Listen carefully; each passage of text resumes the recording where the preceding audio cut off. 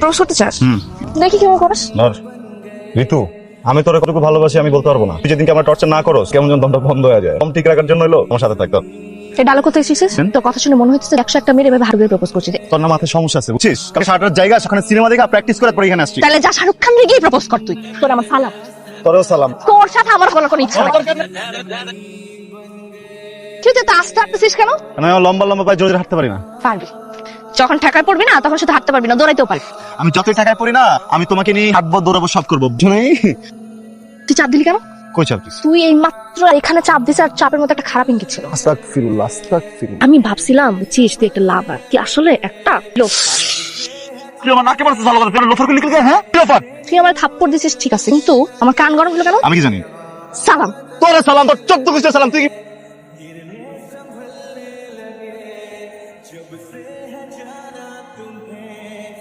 কিরে তোর ফুলগুলা তো মরেই গেছে। আইছিলাম তোর বিয়া সাক্ষী হইতে, দিনও শেষ হয়ে গেল, বিয়া তো হইলই না। মরা ফুলগুলা দে, এবার জানাজা করি। বুঝছি, তুই বয়া থাক, তোরে ম্যানেজ করে আইতাছি। গাড়ি সাইডে নেন। কোথায় যাচ্ছেন? আমি একটু ইমার্জেন্সিতে ছিলাম তো, হেলমেটটা আনা। বাসা কোথায় আপনার? সামনে। এদিকে কোথায় যাচ্ছেন? কাজ আছে। এই বাইকটা চেক করো তো। আর ওর পিছনে তো রক্ত। মানে করতে রক্ত পারবো। কিসের? আমি আসার সময় একটা অ্যাক্সিডেন্ট হয়েছিল, তো আমি ওকে হসপিটালে রেখে আসছি। আপনাকে থানায় যেতে হবে। আচ্ছা প্লিজ, আমি একটা ইমার্জেন্সিতে আছি। থানায় গিয়ে শুনবো। কি দোস্ত গেল তো বিয়া করতে, কোনো খবর নাই? আমার কি বিয়া হয় নাই? আরে মিস্টার হাফিজ, আপনি এদিকে। ছুটি শেষ করে বাসার দিকে ফিরছি। আচ্ছা আচ্ছা। হাফিজ ভাই, আরে শান্ত, তুমি এখানে? ভাই একটা মিসআন্ডারস্ট্যান্ডিং আমরা পুরো বুঝতেছি।